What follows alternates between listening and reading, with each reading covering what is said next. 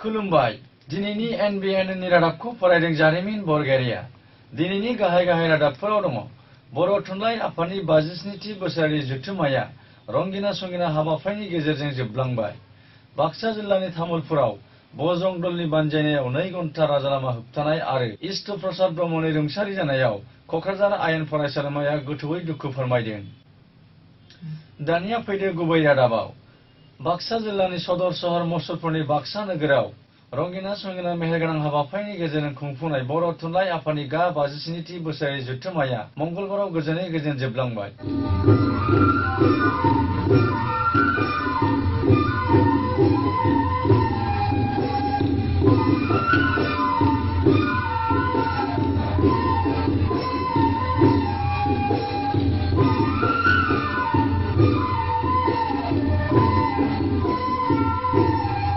ब्रै, 5 आरो 6 अक्ट'आव खुंफुंनाय बर' थुनलाइ आफादनि बोसोरारि जथुम्मानि जोबथा साननि हाबाफारिनि फुंबिलियाव हारिमुआरि हानजा सरनाय सानजौफुआव बर' थुनलाइ आफादनि आफादगिरि थरेन बर'नि मासि सामलायनायाव मोनसे गेवलां मेलबो खुंफुंनाय जायो।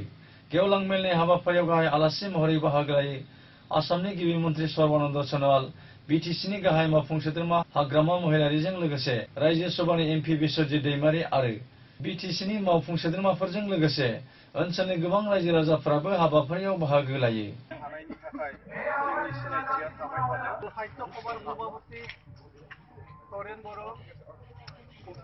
उपसभा नेत्री रमिला इस्लारि सम्पादक সকলটো থাকিবই আৰু আমাৰ ওৰিফিদে শোভাযাত্ৰা মানে আগুৱাই লৈ যাব। মই তৰেন দাক যি শোভাযাত্ৰা এই শোভাযাত্ৰাত তেওঁলোকে সাহিত্য আসামতো বিভিন্ন পাৰ্চে উল্লেখ কৰি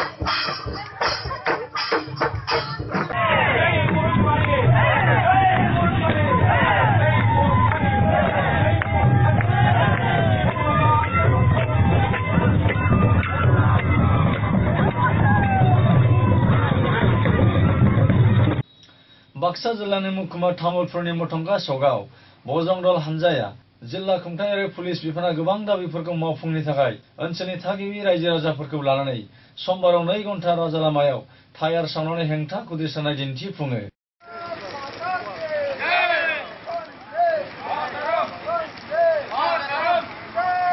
जाथायनि सोमोन्दै मिथिनो मोननाय बायदिब्ला बाक्सा जिल्लानि तामुलपुर मुखुमानि खना खनला ओनसोलनिफ्राय आयेन बेरेखायै सिखाव फालांगिरि खालामनायफोरखौ बाक्सा जिल्ला खुंथाय आरो पुलिस बिफाना नोजोर होआलासे थानायनि हेंथायै हेंथा खुदिसानाय हाबाफारिखौ दिन्थिफुङो। मख'नाय जायोदि बन्द'नि हेफाजाबगिरिफोरा आखायाव प्लेकार्ड बेनार फेस्टुन लानानै आसाम सरकार हाय हाय आसाम पुलिस गो बेक बायदि बायदि स्लगानजों थासारिखौ गोमखांहोयो आरो सिखावै फालांगिरि खालामग्रा डाम्पार गारि आरो ट्राक गारिफोरखौ नायबिजिरनांगौनि दाबिजों तामुलपुरनि मुखुमागिरिनो गांसे गोसोखांलाइबो गथायो। क'क्राझार सहरनि साखाथि बागानसालिनि थागिबि आरो क'क्राझार आयेन फरायसालिमानि बारग' गारायुं इष्ट प्रसाद ब्रह्मनि रुंसारि जानायखौ गोथौयै दुखु फोरमायदों क'क्राझार आयेन फरायसालिमाया। रादाबखौ फोजोबनायनि सिगां गाहाय रादाबफोरखौ फिन खेबसे फरायफिनबावदों। बर' थुनलाइ आफादनि 57थि बोसोरारि जथुम्माया रंगिना संगिना हाबाफारिनि गेजेरजों गोजोनै गोजोन जोबलांबाय। बाक्सा जिल्लानि तामुलपुराव बजरं दल हानजाया 2 घन्टा टायार सावनानै हेंथा खुदिसारदों आरो इष्ट प्रसाद ब्रह्मनि रुंसारि जानायाव क'क्राझार आयेन फरायसालिमाया गोथौयै दुखु फोरमायदों। बेजों लोगोसे जोंनि दिनैनि रादाबा एसेनोसै। गोजोन्थों।